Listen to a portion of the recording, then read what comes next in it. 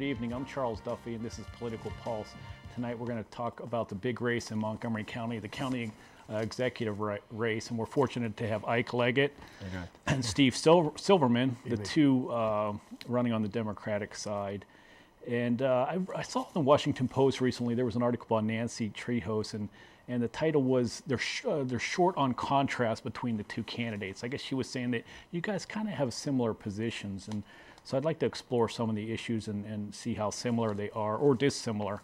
But the first issue I want to talk about is traffic. And Ike, it looks like your position is slower growth and to unclog the roads. Why don't you explain your position some? Well, clearly traffic is a problem in Montgomery County, but you can't separate traffic out by itself. And so in order to address fully, comprehensively the traffic problem, you have to look at the problems of both growth and traffic as well. That is, to build the infrastructure that we need for both traffic and schools in Montgomery County. But in order to do that effectively, I believe that you need to slow the rate of growth down. Mm-hmm. By slowing the rate of growth, it allows us to catch up and to move forward. Mm-hmm. Not to eliminate growth, but simply to slow it down and build the needed infrastructure as well. But I've lived here for 8 or so years, and even if you had no growth in Montgomery County, you would have congestion. I mean, isn't it here to stay, and we just have to accept the fact that even if we had no growth, we would have traffic and congestion? Well, certainly we're going to have some traffic problems, and certainly when you look at the rush hour, when a large amount of the traffic is coming 270 out of Frederick County, Howard County around 29, Prince George's County, it's a regional traffic problem, and so you're not going to impact all of that. But if you look at the traffic during the midday, that is between 10 and 3 in the day, weekends and holidays, we see a lot of Montgomery County traffic that we can significantly impact. Mm-hmm. So that we're not going to eliminate it. This is not a panacea for eliminating all of the traffic concerns. But clearly, I believe that we can impact the quality of life of citizens here. Well, let's get Steve's views. And it just seems like you're committed. You're saying, hey, we're going to put down roads. We're going to do the best we can, put down as much mass transit as we can. Does that sum up your views, Steve? Well, Ike and I had similar voting records on land use issues on the council, and the differences between us on growth issues are really very minor. The growth rate in this county is 1.5%. The difference between Ike and me is a few hundred houses per year. The real challenge is whether or not we're going to have a county executive who's committed to building a transportation system. I've been a lifetime supporter of the Purple Line. Ike voted against it twice when he was on the council and now supports it. I'm a supporter and have been on the council of the Inter-County Connector, an issue that I did not take a position on when he was on the council. But more importantly, I'm committed to and have been working with my colleagues to put transportation funding in the budget. And in fact, Nancy Florine and I did that this year, an $80 million package, which could leverage as much as $250 million of state funding to build roads and transit in this county. We have to be aggressive. The differences between whether Ike's county executive or me on growth is not going to be critical in terms of whether we get moving in this county. It's going to be whether we're committed to traffic congestion relief and funding a transportation system. So do you see a difference? Ike saying, hey, have slower development, hopefully that'll unclog the roads. And your position is would you say it's somewhat different than that? Just briefly. I think you hit the nail on the head. You could literally shut the county down in terms of new development. It's not going to put more pavement. It's not going to create a Purple Line, which is absolutely critical for east-west in this county. A third of our traffic's coming from outside the county. We've got young families moving in, replacing empty nesters. That's not a function. Those folks who are going to work are not living in new development. They're living in existing housing in neighborhoods throughout the county. So I think the real issue is who's going to be better equipped and more committed to investing in traffic congestion relief. Go ahead, Ike. It's not an either or, and I'm not suggesting we simply slow growth down. I'm suggesting that we build the infrastructure as well as slow the growth down. And I think there is a significant difference between what I would suggest is that 1% and what Steve suggested, which was 2%. It ended up at 1.5% currently only because we had the slowdown of Clarksburg and some other things. but the official position that he had taken is a 2% growth rate. Well, That's actually, a significant difference, even at 1.5%. We'll quantify the difference between 2% growth and 1% growth. It's actually, Charles, I don't mean to interrupt, but I'm just saying Ike's factually wrong on that. The growth rate for housing is 1.5%. He's referring to the job growth rate at 2%. Go ahead, I'm sorry. What I was saying is that we're talking at 1.5%, 1% to 2%. We're talking 50,000 potentially units in Montgomery County. That's a large number. That's equivalent to Gaithersburg or Rockville. And we're talking about achieving that in a relatively short period of time. That will rev back up quite significantly. And so that 2%, which was approved by the county council, is different from that 1% that I think the planning board suggested, and they voted for 50%, 100% above that number. Well, Steve, I've seen your signs.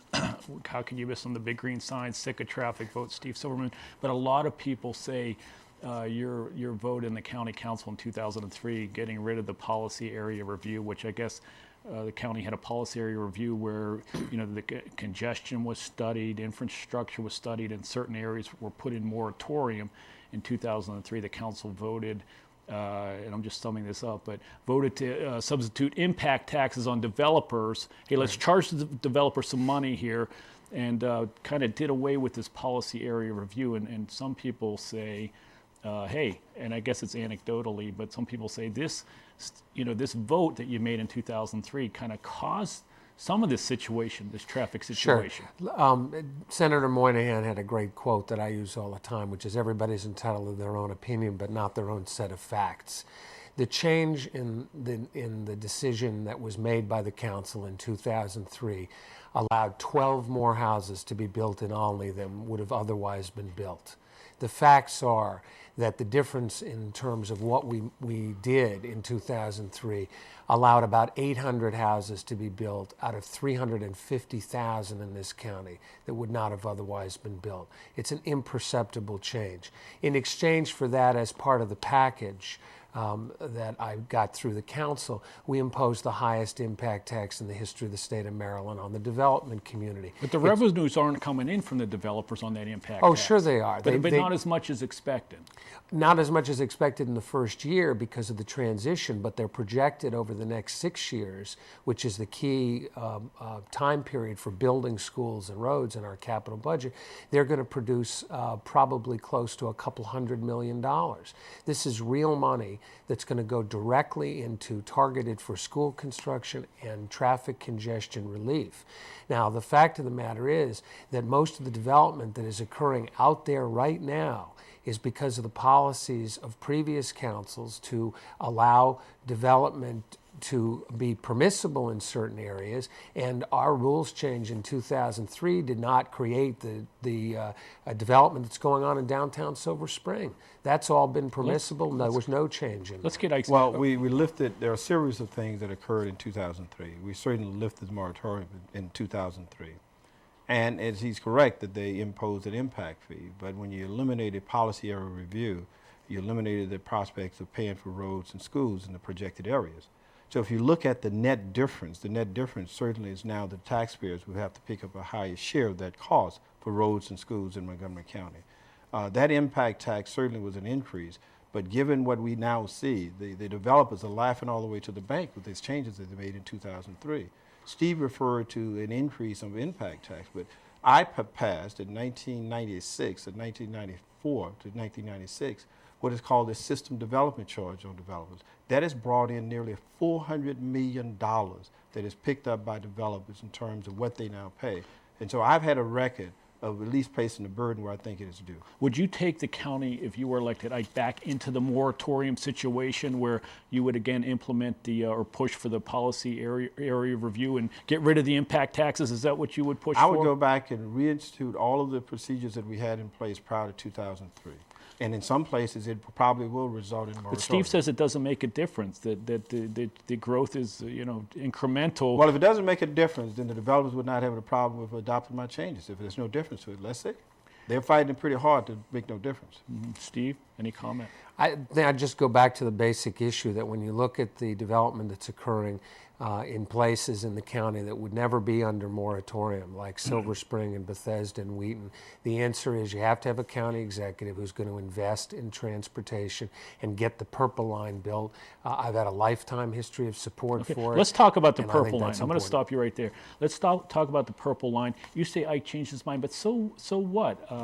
We're gonna ask Ike about that. But he's for it now. What you've changed your mind on issues such as the living wage, and I'm sure you've changed your mind on other issues since you've been on the council. I think there's a difference between someone who takes a position their entire political career and then in an election year running for county executive decides to move in a different direction, as opposed to a decision that's made in year one, and then by the time you get to year four in a council term, circumstances change or it's a different piece of legislation. Let's get Ike's view. And I think more importantly, we still have differences. The approach that No, I want to talk about the approach, but I want to talk about this first, and let's get to the approach. I'm just saying there are differences between our views on the Purple Line. I want to get to that next. Ike, what's your view? Well, I on- think Steve just made a mistake. My entire political career, we never had the Purple Line. That was only something that came up in 2002, 2001. Prior to that time, we had the Georgetown branch, and that is certainly not the Purple Line. So I've not had an entire career of opposing the Purple Line. It's been only a couple of years and 2 votes in 2001 and 2002, I think it was. And you were instrumental in preserving the trail or acquiring the trail for. Well, I thought that it would be a long time before we actually had a transit mode that was acceptable, and so I thought we should have a trail in the interim. It's called the interim trail. I've stated very clearly that I support the Purple Line, and there are some differences in terms of approach on that Steve suggested. Well, let's talk about the approach. And Steve, you're for light rail. Put the light rail right on the trail. There's people who jog, walk, walk their dogs on that trail, but you want to put it on the trail, and you say, hey, they're going to have to share the trail with the light rail. Is that your approach? They're going to have to share the trail. There's enough room to do a double track system and have a trail similar to what's been done in Philadelphia and other parts of the country. The fact of the matter is that there's been a 20-year opposition to light rail. This is on our right of way. We own it. I'm sorry it goes through Columbia Country Club, but the fact of the matter is it's not just Columbia Country Club. I mean, it's people. No, other but than I understand. Columbia Country Club walk and jog on that trail. Well, they've been fighting this legally and funding the legal battle for years on this. But the fact of the matter is that we can do what they've done in other jurisdictions. As Ike said, there's a trail there simply because a prior council decided to put it in as an interim use. That can't be used as a reason why we can't do what was originally envisioned and what the Coalition for the Purple Line has supported for so long, which is light rail through Chevy Chase, through Columbia Country Club. What do you think about the sharing idea, Ike? The sharing of the trail and also the light rail, or is your approach different? Well, my approach is different because I believe that we should either have deep tunneling or cutting cover in certain areas, and certainly deep tunneling in the East Silver Spring area that we got to have that. There's no right-of-way there for it. I've been a strong advocate, and I've expressed this over the last few months, that we need to look at cutting cover and some other means in order to protect the citizens who live along that trail in the section closest to Chevy Chase and Bethesda.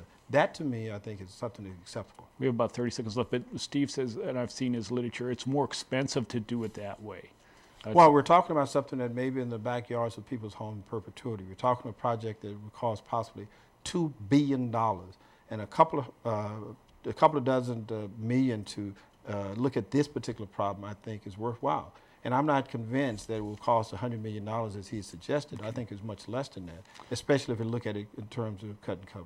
Let's go to break, and we'll be right back with Steve Silverman and Ike Leggett running for the Democratic nominee for the county executive position in Montgomery County. We'll be right back. Can you pass the salt, Dad? Made of shrivel. We're back with Ike Leggett and Steve Silverman. And also, there is a third candidate on the Democratic side. That is Bob Forstero, who's appeared at some of these debates. But let's talk about development, Steve. Let's go first with you. We've had the Clarksburg, I don't know what else to call it, but it was a debacle. It was some years in the making. Developers were getting their site plans changed without public involvement. Buildings were built too high, too close to the street, and people all across the county are kind of conscious about development now. Obviously, we need some development, but people are kind of trying to pin you as a development guy. Or do you think you're being scapegoated for this whole Clarksburg issue? Just goes with the territory, whoever's in office. I chair the council's committee on land use. The fact of the matter is I was as outraged as anybody when I heard about what happened in Clarksburg. We moved expeditiously to change the system. This was a system that had been in place for 20 years where developers could come in, suggest changes, and if you had a staff person sign off on it, then that's what happened. And the only way the community knew about it was when the bulldozers came out. So we implemented reforms. Now all that has to go through the planning board after community involvement. We beefed up inspection and enforcement personnel, something that Park and Planning and the Department of Permitting Services had not asked for. So now they have the resources. And there's a new chair of the planning board in Royce Hanson, who I think is going to be a strong leader. But true or not true, you've kind of been pegged as the development guy, whether it's from contributions to your campaign, or, I mean, do you have a problem with that? Do you have, I mean, like I said, or do you feel like, you know, somehow this is unfair that you've been painted as the developer guy? I think the reality is people will have whatever perception they have. I'm just asking them to take a look at my record. I shepherded through the council the highest impact tax on developers in the history of the state of Maryland. I voted against development in Potomac, in Upper Rock Creek, in Olney, in areas where we need to keep green space. I want to preserve the agricultural reserve. I've been one of the strongest proponents of smart growth on the council, and I've always said that's where our growth needs to be focused. As it relates to the question of Clarksburg, clearly the council has taken the initiative to provide a number of regulatory and legislative changes, but that's insufficient. It's a leadership change that is required as well. We can't simply legislate our way out of the Clarksburg mess, and we need to have a change that says that business in Montgomery County would not be as the usual method that we've had it. If you look at the Hanson report, there were quite a few things that were quite revealing in there, one of which suggested that the process was hurried, that we would get permits and other things through in a hurried fashion. Secondly, he said very clearly that there was a lack of oversight, and would look at a culture of indifference here as it relates to Clarksburg, that clearly the council should take a level of responsibility. And no one stepped forward to say, we are responsible, we take responsibility for this. And this is one of the outrages that citizens have about it. Clearly, the county needs development. We're almost at 1 million people now, and it's going to be growing. We need these developers. And are you saying that you're going to, if you were elected, you would stand up and say, hey, it's a new day, fellas. We're going to... Well, yeah, we don't need all of those developers, the people who are going to come in and violate our rules and regulations. I'm saying for those developers, we don't need that type of conduct. And if you come to Montgomery County with the intent of violating our land use rules and regulations, you should not be doing business in Montgomery County. And to the degree that we can punish those, I would make certain that we do it to the maximum degree of the law. We have plenty of good developers in Montgomery County. Those folks we don't need. And Steve, as I said, whether right or wrong, you've been kind of, they say, hey, he's a developer guy, whatever. But I've seen that you've said in the paper that, hey, I can say no to these fellas. These developers? Well, I have a record of doing that, particularly when it comes to protecting the green space in the county. But the fact of the matter is we've got some great projects that have occurred. I was a co-chair of the Silver Spring Revitalization Committee appointed by Doug Duncan before I got to the council. I think people are thrilled about the development that's occurred in places like downtown Silver Spring, and I think we need to recognize that there is a difference between folks who are helping to revitalize our communities like Wheaton and Silver Spring as opposed to those that are violating the rules. Well, they should be brought to the planning board and the appropriate agencies, and they ought to be penalized, and they have been. It seems like you would have to admit that developers have a bad name in Montgomery County for the most part. You have to admit that. I think it's been that way for as long as anybody can remember, and I'm not here to defend. Let me go again. We have some very good developers and people who've helped make Montgomery County what it is today. So we should not look at all developers. But we've had a problem in Montgomery County with a number of developers, and what we've seen in Clarksburg clearly is an example of what we should not have. Let me also go back to a point that you made earlier in terms of campaign contributions. We've all accepted monies from developers. I've said at a limit of 25%, we need campaign reform. And I think that that's something that's long overdue. But what we're looking at in this race is are unprecedented sums of monies in this race. And when you have the leadership position of trying to bring people together, and people perceive that as being a biased position, it makes it very difficult. But Steve, you're not questioning Steve's objectivity. I mean, he seems like an objective.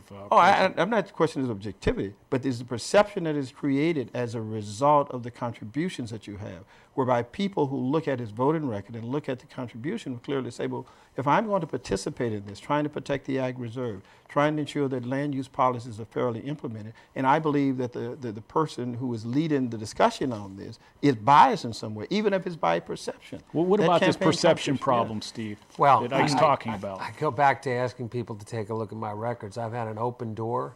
I've worked with the Sierra Club. I've worked with the Audubon Naturalist Society. I've worked with smart growth advocates for my entire career.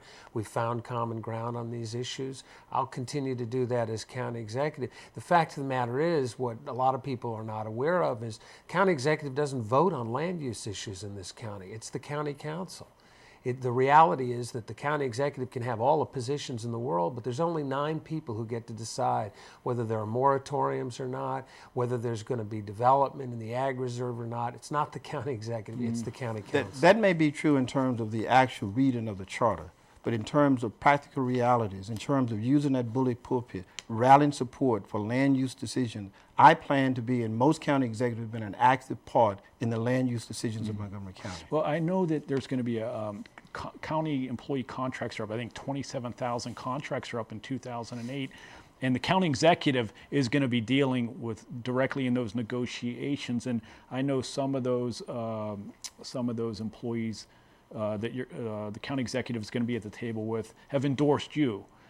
I mean, is it somewhat similar, like in Steve's, case, there's a perception and, he's going to have to stand up and make a decision. But in your case, there's some supporters that you're going to have to sit at the table with. And is it analogous or is it different that, you're going to have to, Well, factually it's wrong. The employees have endorsed both of us. The different sets of unions have endorsed both of us. But clearly, in a general yeah, sense. Yeah, but in a way, we have to stand up and do what is right in the interest of Montgomery County citizens. And I welcome the support of the unions that have endorsed me. And for those that have even not endorsed me, I tend to treat them and will treat them fairly. But we have to deal with the political, economic realities that we face in Montgomery County. And when it comes to those union negotiations, clearly they will be at the table. We will look at it and discuss it. And campaign contributions will not be a part of any discussion. We both have union support, as I recall. Mm-hmm. Well, if I can, I've been supported by SEIU, which is in the school system, and I wouldn't have any role in their negotiations, and the Fraternal Order of Police has endorsed me, and I would be as county executive negotiating with them. But, I don't have any question about the fact that when Ike sits across the table from the firefighters or our county employees, even though he's received contributions from them and been endorsed by them, I'm sure he'll do a fair job. Some people would say there's a perception that somebody who's endorsed by a union and gets contributions from that union can't sit across the table and then bargain in good faith. But I don't think that's any different than the discussion we were just having about using the bully pulpit for land use positions, which is people are always going to have a perception about something. The question is whether people have integrity. And I've never questioned Ike's integrity. I hope he's not questioning mine in terms of what we would do and the fairness that we would bring to the job as county executive. Let's get that stipulation out. Both of you have integrity. We'll get you both to sign it. But the budget is, county budget, $4 billion. It's doubled in the last... billion with a B with a billion did with I a say B, right? million? It's four, as Barbara Mikulski say, it's billion with a B like in Barbara, not M like in Mikulski. But the budget's $4 billion. It's doubled in the last 12 years. Some people say spending it's just not sustainable. You cannot have your budget keep growing like this. Taxes are being increased each year. You got these contracts coming up, Steve. I mean, if you were sitting at that table, you're going to have to tell all the teacher, or you say the teachers or somebody else negotiates with them, but you're going to have to send the signal, hey, it's a new day in Montgomery County. We're all going to have to tighten our belts. True or false? I'm not sure what the situation is going to be a year from now in terms of the economy. That's really what drives the train on the issue of negotiations and what kind of cost of living increases people get.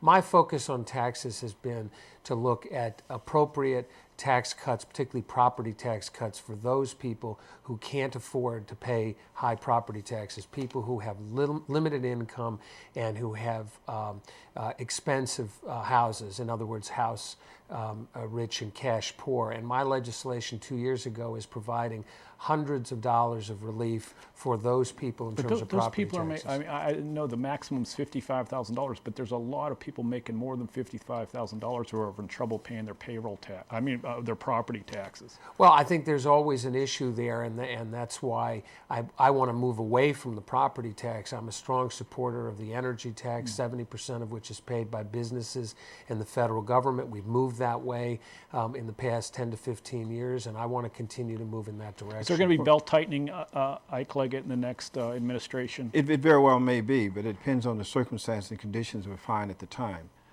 I value our county employees, and I value those who've contributed immensely to Montgomery County, and we should try to provide tax relief.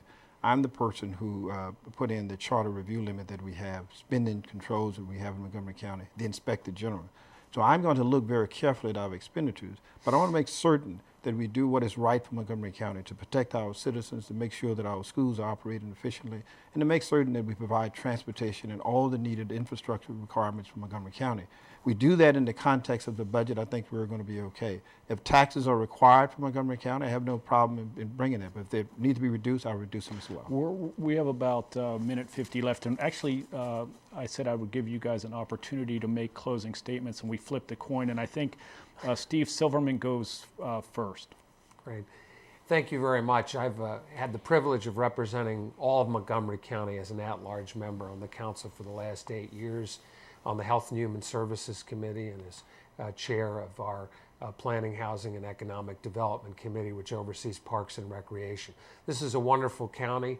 I'm very proud of my record in pushing for traffic congestion relief, making major reforms in our affordable housing legislation to provide more opportunities for people to live in this county, being the architect of our smaller class size initiative at half of our elementary schools, and working with County Executive Doug Duncan to create Montgomery Cares, an initiative which will provide access to health care for the uninsured over the next 5 years. This is a great county. We can make it better. I want to work with all of our community leaders throughout the county to make sure that we can continue to make Montgomery County a wonderful place to call home. I ask for your vote on September 12th. Thank you, Steve. Thank you, Steve. Ike Leggett.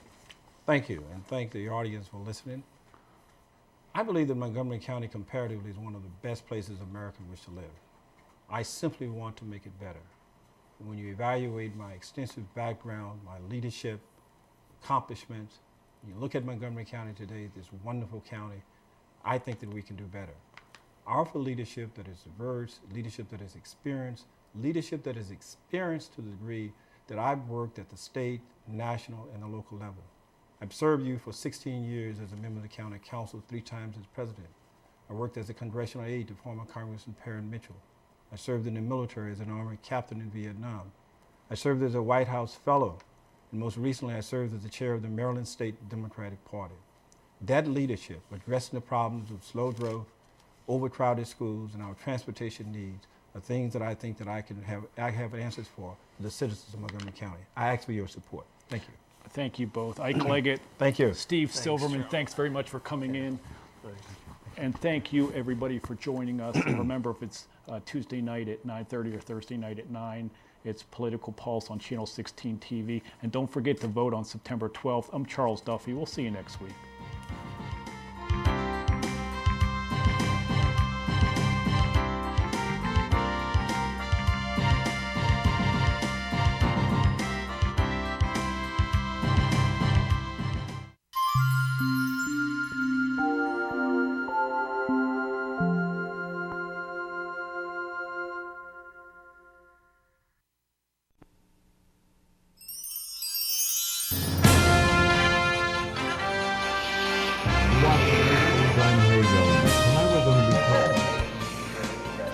It's a great privilege to represent you. Good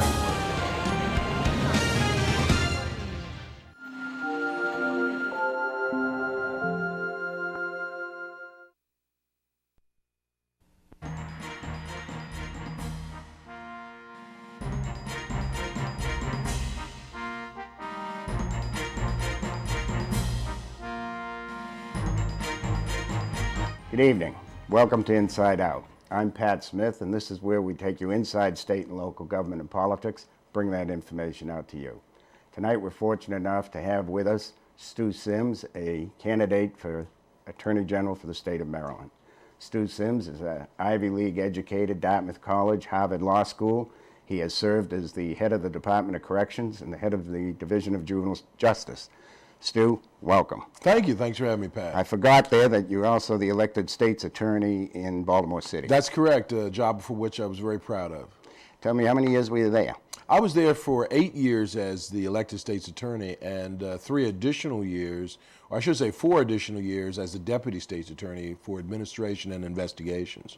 And how many lawyers were you overseeing in the state's attorney's When I office? first started as deputy, it was 120, and by the time I left, it was 136. So we had 136 lawyers and about 100 support staff.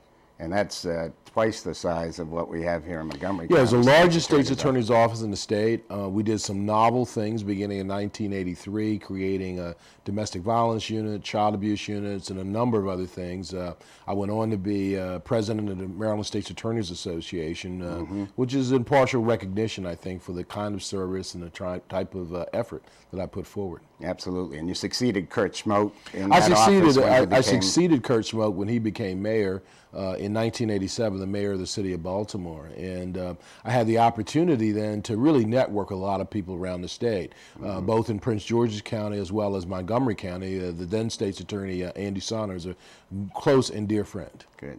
Now, I mentioned that you were Ivy League educated. We have 2 other candidates in the race that are also Ivy League educated. But That's I think correct. the way you distinguish yourself is that you've had the experience of running large state agencies. Yeah, it's not about the resume of schools, certainly. Yeah. But I think it's really about the depth, breadth, and scope of my qualifications, and that really focuses on the hands-on approach that I've taken to management, oversight, and assessment of the various posts that I've held.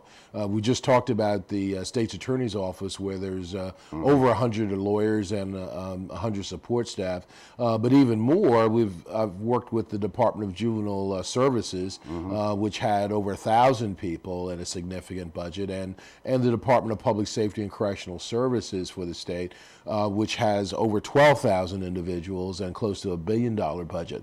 So I've done everything from capital and management and budget in a hands-on fashion. And in particular, in the last 2 governmental posts that I've held, I've been assigned assistant attorney generals. And so I had a lot of interaction with them and understand the way and the methodology regarding the service that the attorney general provides.